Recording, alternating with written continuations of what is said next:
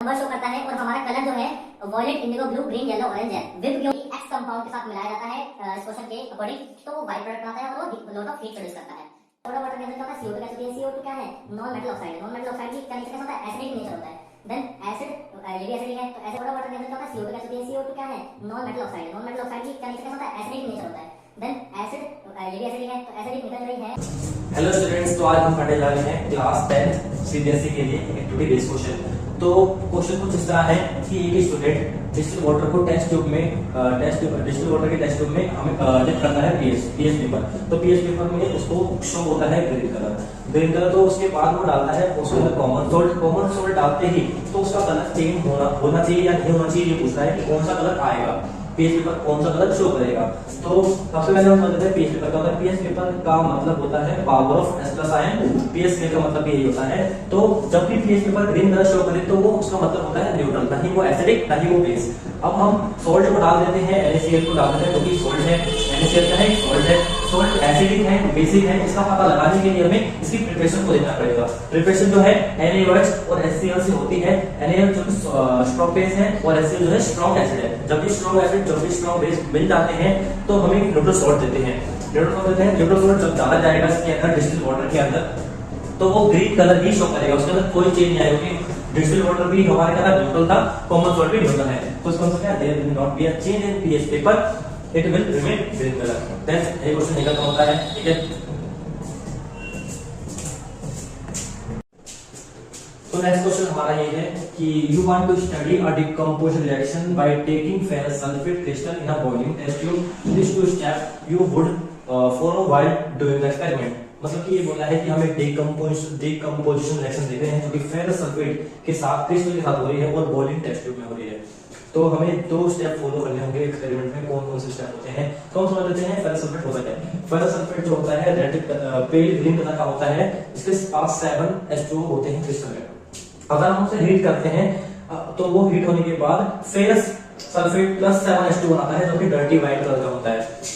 और फिर ferrous sulphate को हम वापस हीट करते हैं तो वो फिर हो जाता है ब्राउन कलर का ferrous oxide plus sulphur dioxide sulphur trioxide की गैस के साथ। तो इस समझ लेते हैं कि हम कौन कौन से स्टेप फॉलो करते हैं। पहले हम टेस्ट ट्यूब लेंगे पूरी ड्राई टेस्ट ट्यूब लेनी होगी हमें। फिर हमें उस टेस्ट ट्यूब को उसके अंदर स्मॉल अमाउंट ऑफ सैंपल लेना पड़ेगा फेरस सल्फेट का। Then it heat the test tube that the pale green फिर सल्फेट बिकम डर्टी व्हाइट। तो पेल ग्रीन होगा वो डर्टी व्हाइट हो जाएगा, जैसे कि हम देखा कि फिर फेरस सल्फेट जो होगा डर्टी होने के बाद वापस हीट होगा तो चेंज कलर कर लेगा अपना ब्राउन कलर में। तो हमें ये स्टेप देखने को मिलेंगे और दो स्टेप हमें ये लिखने होंगे, ठीक है। नेक्स्ट क्वेश्चन देखते हैं।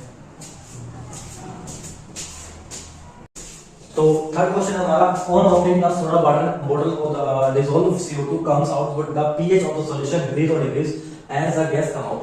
मतलब कि सोडा बॉटल को खोलते ही उससे CO2 गैस बाहर आ चुकी है, तो वो गैस के बाहर आने की वजह से pH ऑफ जो भी सॉल्यूशन का है वो इंक्रीज हुआ है या डिक्रीज हुआ है, ये पूछा गया है। तो हमें पता है नॉन मेटल ऑक्साइड कैसे होते हैं, एसिडिक नेचर होते हैं, और CO2 क्या है, नॉन मेटल ऑक्साइड है। तो नॉन मेटल ऑक्साइड का pH जो है इसकी वजह से क्या हो रहा है, एसिडिक हो रहा है। अगर ये बाहर आ चुकी है, कम आउट हो चुकी है, तो हमारा pH वैल्यू क्या हो चुकी है, इंक्रीज हो चुकी है। क्या हो चुकी है, pH वैल्यू इंक्रीज हो गई है। और हमें पता है H2O के साथ CO2 जब मिलता है तो कार्बोनिक एसिड बनता है। कार्बोनिक एसिड अब कम हो चुका है, देन pH वैल्यू क्या हो गई है, इंक्रीज हो चुकी है। और हमें पता ही है कि pH वैल्यू में 0 से लेके 14 तक होता है। अब यहाँ पर वैल्यू घटी है, यहाँ पर वैल्यू बढ़ी है, तो बेसिक हो चुका है नेचर। क्या हो चुका है, बेसिक नेचर हो चुका है गैस के बाहर जाने की वजह से।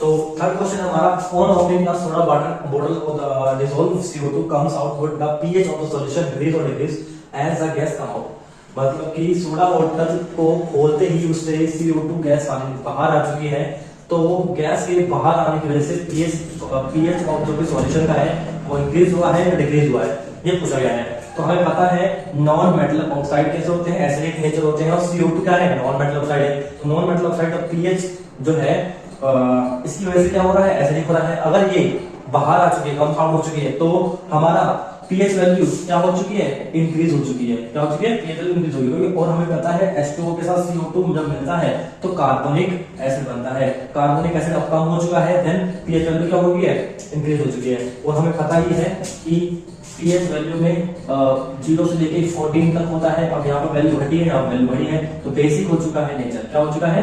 बेसिक नेचर हो चुका है गैस के बाहर जाने की वजह से। Fourth question is when water is added gradually to white solid X is a hissing sound in the air and a lot of heat is produced forming of the product Y. In water is applied to the walls of house during whitewashing. मतलब कि एक white solid x को हम gradually water में मिला रहे हैं और वो हिजिंग साउंड के साथ लॉट ऑफ हीट प्रोड्यूस कर रहा है और देन वो प्रोडक्ट का फॉर्म करेगा ही व्हाइट प्रोडक्ट फॉर्म कर रहा है जो कि एक सस्पेंशन होता है पानी के साथ मिलाने पर, उसको हम यूज करते हैं व्हाइट वॉशिंग में। देन हम समझते हैं पहला क्वेश्चन क्या है हमारा। इसी क्वेश्चन का पहला क्या है, what could be the solid X. Solid X का नाम बताएं, write the chemical formula, chemical formula का भी नाम बताना है। तो सेकंड क्या है, what could be the product solid Y का नाम बताएं और केमिकल फॉर्मूला का नाम बताएं।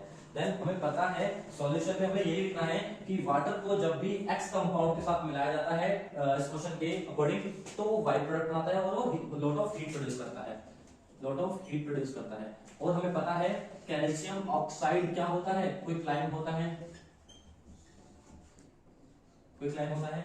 और इसको जब वाटर से मिलाते हैं तो वो बन जाता है क्या, लाइम वाटर।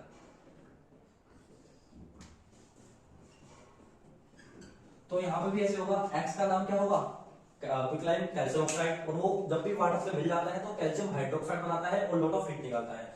और उसी एक्स का नाम क्या हमने रख दिया, कैल्शियम ऑक्साइड। और जब इसे कैल्शियम ऑक्साइड को पानी मिलाते हैं तो कैल्शियम हाइड्रोक्साइड बन जाता है। कैल्शियम हाइड्रोक्साइड क्या है, वाई कंपाउंड है, वाई प्रोडक्ट है। और वाई प्रोडक्ट को जब हम वाटर से मिलाते हैं तो वो सस्पेंशन बन जाता है कैल्शियम कार्बोनेट, और कैल्शियम कार्बोनेट नीचे जाके बैठ जाता है और वही अप्लाई होता है व्हाइट वॉशिंग के लिए हमारा। तो एक्स क्या है हमारा, कैल्शियम ऑक्साइड, और वाई क्या है, कैल्शियम हाइड्रोक्साइड। देन देखते हैं नेक्स्ट क्वेश्चन। 5 क्वेश्चन हमारा ये है कि टेक 5 टेस्ट ट्यूब एंड लेवल them as A B C D and E and 5 ml of the unknown solution in the pot. Put a small strip of universal indicator in each of them following appear color. मतलब ये बोला है 5 test tube ले गए हैं, उनके अंदर ए B C D E करके हमने सॉल्यूशन डाले हैं और उसके अंदर हमने छोटी सी स्ट्रिप डाल दी है यूनिवर्सल इंडिकेटर की, मतलब पीएच पेपर की। तो सॉल्यूशन ए का कलर हमें ऑरेंज दिखाया है पीएच पेपर ने, सॉल्यूशन बी टेस्ट ट्यूब लिखा है ग्रीन कलर, सॉल्यूशन सी दिखाया है red colour, solution D blue colour, solution E जो है वॉयलेट दिखाया है। तो हमें पता है पीएच पेपर जो होता है वो 0 से लेके 14 तक की नंबर शो करता है और हमारा कलर जो है violet, indigo, blue, green, yellow, orange है। विप क्योर शो करता है उल्टा, बेस की तरफ वॉयलेट, इंडिगो, ब्लू होता है और एसिड की तरफ येलो, ऑरेंज, रेड होता है। देन हमें पता है ग्रीन कलर जो है न्यूट्रल का साइन होता है, न्यूट्रल साइन मतलब कि अगर 7 से हम नीचे अगर आएंगे तो हमें स्ट्रॉन्ग एसिड मिलेंगे और 7 से अगर दूर जाएंगे तो स्ट्रॉन्ग बेस मिलेंगे। देन हमें पता है अगर ऑरेंज दिख रहा है, ऑरेंज कहां दिखेगा, वीक एसिड दिखेगा। वीक का मतलब क्या है कि रेड से कम है वो एसिडिक, तो ऑरेंज क्या है, वीक है। और ग्रीन कलर क्या है, न्यूट्रल है, ग्रीन कलर न्यूट्रल है। और रेड कलर सॉल्यूशन जो होता है हमारा वो होता है स्ट्रॉन्ग एसिड, स्ट्रॉन्ग एसिड। और सॉल्यूशन डी जो है ब्लू है हमारा, ब्लू क्या होता है, साफ के पास है तो वीक है, वीक बेस होगा। और सॉल्यूशन ई क्या है, वॉयलेट, तो स्ट्रॉन्ग बेस होगा। वॉयलेट क्या है, स्ट्रॉन्ग बेस है। और हम एक बात देख लेते हैं, पीएच जो होता है यूनिवर्सल प्रोपोर्शनल होता है H+ आयन के, H+ आयन के। ये बात ध्यान रखना कि पीएच पेपर जब भी बढ़ेगा उतने ही H+ आयन कम हो जाएंगे। जैसे हम पीएच पेपर आगे जाएंगे तो H+ आयन कम हो जाएंगे और हमारा एसिडिटी जो है कम हो जाएगी। देन ये सारे क्वेश्चन हमने देख लिए हैं। नेक्स्ट वीडियो में मिलते हैं और क्वेश्चन के साथ, ठीक है, बाय बाय।